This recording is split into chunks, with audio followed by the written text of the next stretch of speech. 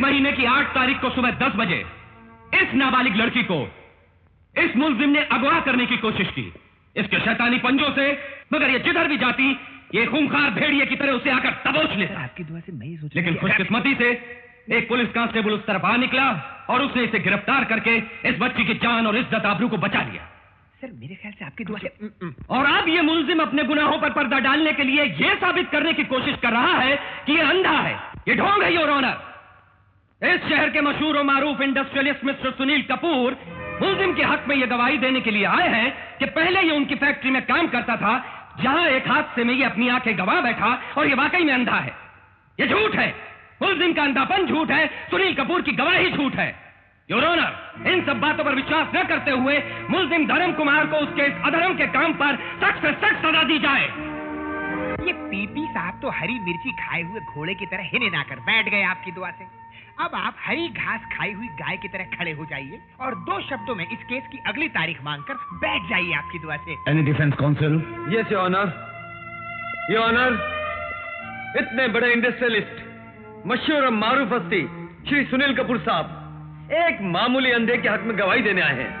इसका मतलब है इस केस की गहराई में कोई बहुत बड़ा राज दफन है। मिस्टर विजय, आप ये भूल रहे हैं कि आप मुल्जिम के डिफेंस लॉयर हैं, इन्हें बचाने के लिए आए हैं। जानता हूं योर ऑनर कि मैं मुल्जिम का डिफेंस लॉयर हूं, but offence should never be given defence. मतलब गुनाह को पनाह कभी नहीं देनी चाहिए। Wonderful, proceed. योर ऑनर, इस अदालत की 4 दीवारी गवाह है कि गवाहों के बयानात पर बेशुमार इंसानों की जिंदगी के फैसले हुए हैं। जितने भी लोगों को सजाएं मिली हैं उनमें से बहुत से बेगुनाह भी शामिल हैं।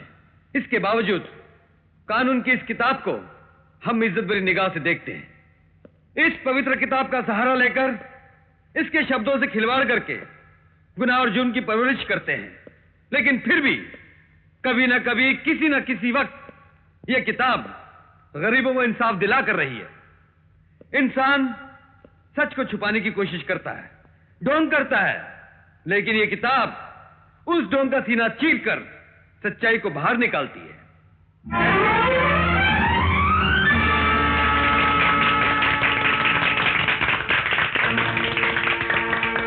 देख लिया योर ऑनर, अगर यह वाकई अंधा होता तो इसकी तरफ आती हुई किताब को यह कभी देख ही नहीं सकता था।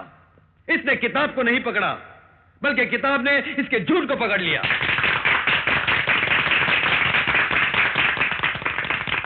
That's why I like Indian Penal Code.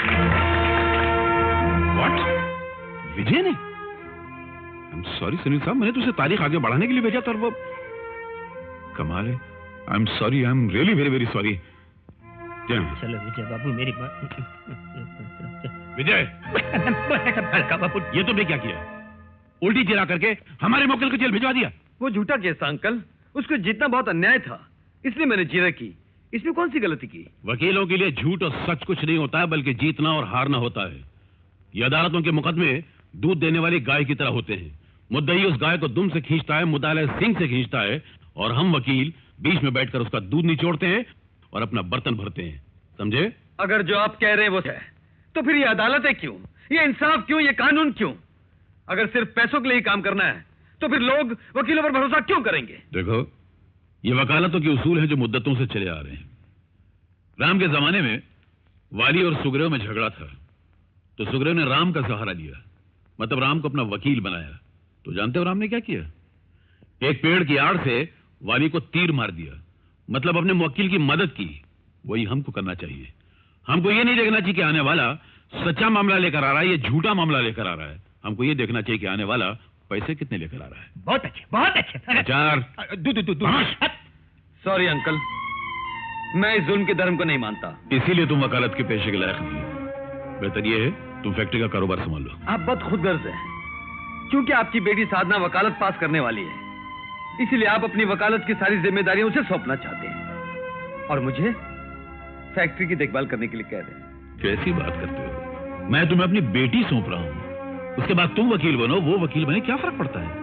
और मैं साधना को वकील बना रहा हूं इसलिए नहीं कि वो मेरी बेटी है, बल्कि उसमें वो तमाम खूबियां मौजूद हैं जो तुम में नहीं है। वो अपनी दलील से कुत्ते को बिल्ली साबित कर सकती है और बिल्ली को कुत्ता साबित कर सकती है, और ये खूबी एक कामयाब वकील के लिए बहुत जरूरी है। कौन सी कमी है औरत जात में जिसके कारण मर्द सदियों से ये जुल्म, ये अत्याचार औरत पर करता चला आ रहा है? सच तो ये है कि औरत समाज के शरीर का आधा हिस्सा है। आधे हिस्से को मजबूत रखा जाए और दूसरे आधे हिस्से को जुल्म और बेइंसाफी के हथियारों से जख्मी किया जाए तो पूरा शरीर बीमार होकर रह जाएगा। और यही एहसास हमें समाज के ठेकेदारों को दिलाना है, और खासकर हम जो वकालत का पेशा अपनाकर कानून के हाथों इंसाफ करवाने वाले हैं।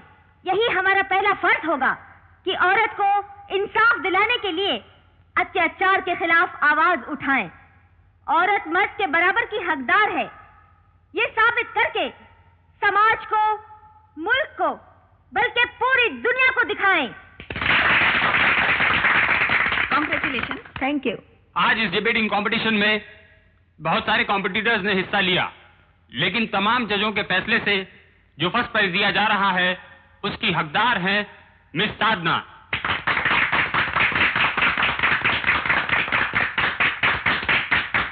Thank you. Give her a big hand. Thank you. Thank you. Hi darling, heartiest congratulation. Thank you. मुझे तो पहले ही मालूम था कि तकरीरी मुकाबले में पहला प्राइज तुम्हें ही मिलेगा। और नहीं तो क्या, अब तो आप समझ गए होंगे कि साधना के साथ बहस करके जीतना बहुत मुश्किल जी है। हाँ, यहाँ तक के घर में भी कोई नहीं जीत सकता। बिल्कुल, वहाँ तो कोई जीत ही नहीं सकता। पहले आप जरा स्कूटर से उतरिए। क्यों क्यों क्यों क्यों क्यों? ये साधना की आराधना है। पकड़ो इस कप को, चलो और पीछे बैठो। पीछे बैठो और मैं? इसीलिए तो कह रही हूँ कि पीछे बैठो और मुझे पकड़ो। लो, अजीब चलो, दादागिरी come है। on। चलो भाई।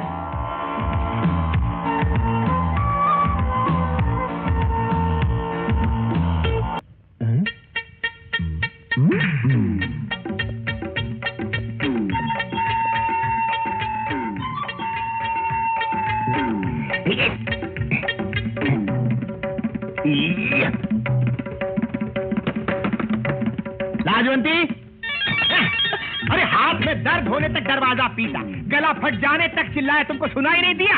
सुन लिया, चोटी बना रही थी। चोटी बना रही थी? ये आपकी कमीज कैसे फट गई? किसने? मारा तो नहीं, यही कहना चाह रही हो ना? अरे जिस ऑफिस में मैं काम करने जाता हूँ, बस की भीड़ में धक्कम धक्का से कमीज का फट जाना मामूली सी बात है। इसीलिए तुम्हारे पिताजी से स्कूटर खरीदने के लिए कहा था। तुमने बात की? खबर भिजवाई थी, मगर गालियाँ पड़ी। गालियाँ पड़ी? अगर मेरे सामने होता ना तो मैं उसको मार मार के दांत तोड़ देता। जाकर पैसे ले आ। इतना पैसा मेरे पिताजी के पास कहाँ से आएगा? क्या आएगा? कहीं से कर्जा लेने के लिए बोलो। मैं तुमको 2 महीने की मोहलत देता हूँ। स्कूटर के साथ आओ तो ठीक है, नहीं तो दूसरी शादी। दूसरी शादी करोगे? जब तक मैं जिंदा हूँ दूसरी शादी कैसे करोगे? ये देखने के लिए तुम जिंदा रहोगी तब न। क्यों? मुझे मार डालोगे?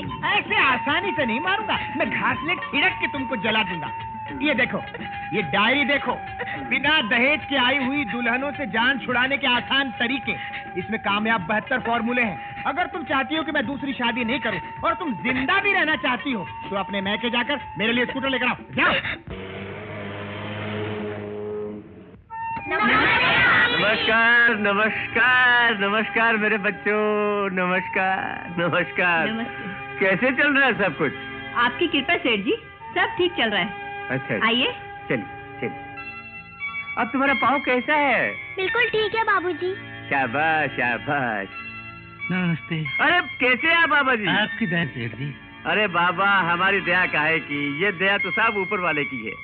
जिंदगी और मौत सब उसके हाथों में है। हम मिट्टी के पुतले भला किसी को क्या जिंदगी दे सकते। अपना ख्याल रखिएगा। नमस्ते अमृतलाल जी। नमस्कार चौधरी साहब, नमस्कार। नमस्ते। ये मेरी बेटी साधना है नमस्ते। और ये विजय है, मेरा होने वाला दामाद। नमस्ते।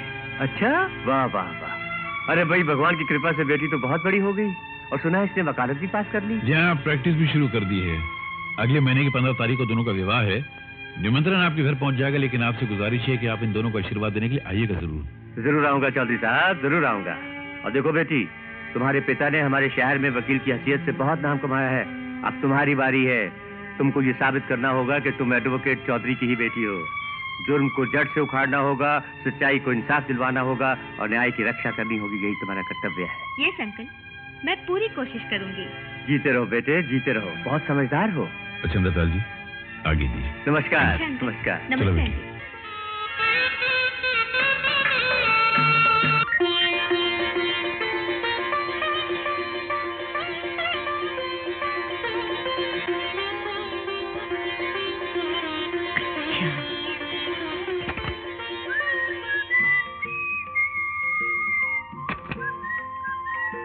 दूध के समुंदर में भगवान विष्णु की तरह ये क्या पोज बनाए हुए हो? वैसे तो लक्ष्मी हमेशा विष्णु भगवान के सिरहाने होती है, किंतु जब वो दूध के समंदर में होते हैं तो वो उनके चरणों के पास होती है। अर्थात तुम्हारी जगह भी यहाँ है, मेरे चरणों के पास।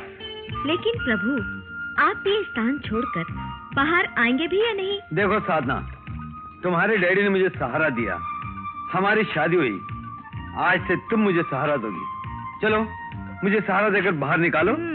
Come on, be a good girl, come on.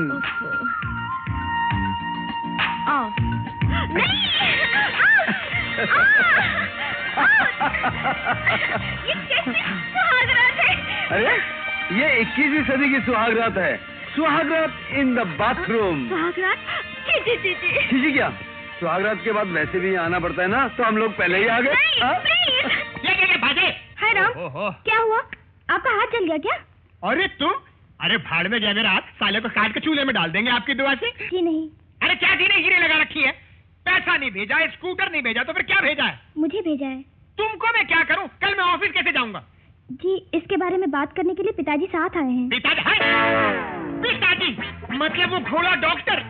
मैंने तुमको स्कूटर लाने के लिए भेजा था, तुम घोड़ा डॉक्टर को अपने साथ लेकर आई हो। किधर है? किधर? कोई दिखाई तो नहीं देता। अरे किधर? बाप रे, आ गया मेरे दामाद, आ गया। बेटे, तुम्हारे घर के बाहर एक बीमार भैंस दुम उठाए खड़ी है, मैंने उसे खड़े खड़े क्या मतलब? इंजेक्शन लगा दिया, उसे दबाया, दवाई दी, अब उसकी तबीयत ठीक है। मैं तो घबरा गया था। सब कुशल मंगल तो है ना? बेटा कल तक कुशल था, आज मंगल है। मेरे कलेजे, बाहर एक ऑटो रिक्शा खड़ी है, मेरे पास छुट्टा नहीं है। 100 का नोट था, अब छुट्टा नहीं है। ओ छुट्टा, छुट्टा मैं दिए देता हूँ, इसमें क्या बात है? शाबाश।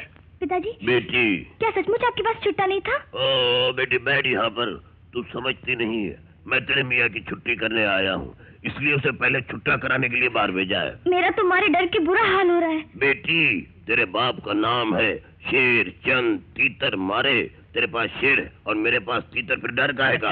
अरे आओ मेरे कलेजे, तुम्हें टमाटर चाहिए? टमाटर नहीं, स्कूटर। हाँ ट्रैक्टर तो उसमें भी है, तुम्हें स्कूटर चाहिए। क्या बताऊं ससुर जी, बड़ा मजबूर होकर मांग रहा हूँ आपकी दुआ से।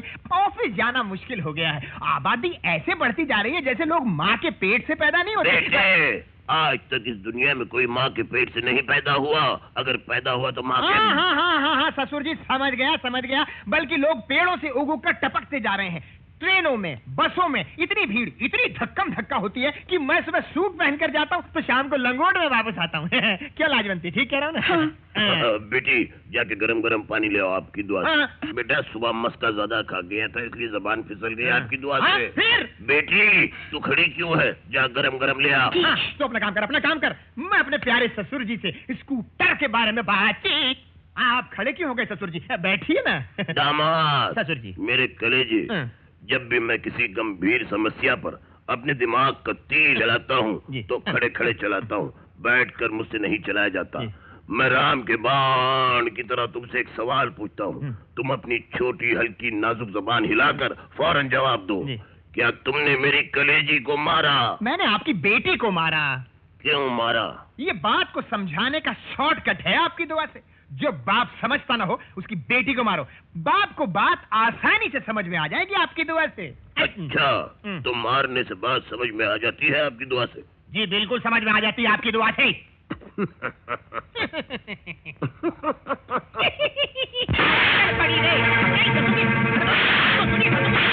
हमको मालूम नहीं थी, मगर अब मालूम पड़ गई आपकी दुआ से। नहीं, बहुत सी बातें तुम्हें मालूम नहीं है जो मालूम होने जा रही हैं। वो काला काला देख रहे हो? क्या? मेरा है, क्या उठा के लाओ। जी जल्दी। ठीक तरह से पकड़ना भी नहीं आता। अच्छा रखो, खोलो। हाँ जी, अरे बाप रे, ये खोलो।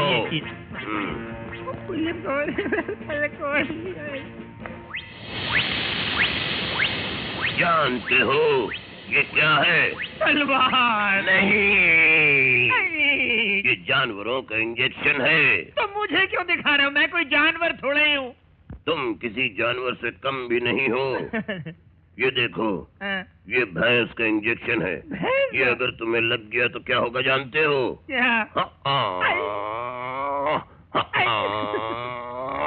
भैंस की आवाज निकलेगी, भैंस की आवाज नहीं निकलेगी। गोबर निकलेगा, गोबर। ये देखो, ये कुत्ते का इंजेक्शन है। ये अगर घुस गया तुम्हारे अंदर तो क्या होगा? शाबाश शाबाश, ये मुर्गी का है। ये अगर चला गया इंजेक्शन तो क्या होगा? अंडा। अब बताओ मेरे कलेजे, दफ्तर कैसे जाओगे? बैलगाड़ी में, ट्रेन में। और वो ट्रक स्कूटर। आवाज निकल गई, आवाज।